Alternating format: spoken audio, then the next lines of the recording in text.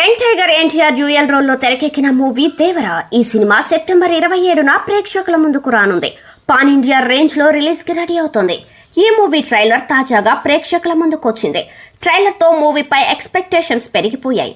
US లో trailer విడుదలకు ముందే $1 మిలియన్ కేవలం అడ్వాన్స్ బుకింగ్స్ ద్వారా వచ్చాయి. ఈ సినిమాలో ఎన్టీఆర్ ను డ్యూయల్ రోల్ లో చూపించబోతున్నట్లుగా హింటించారు.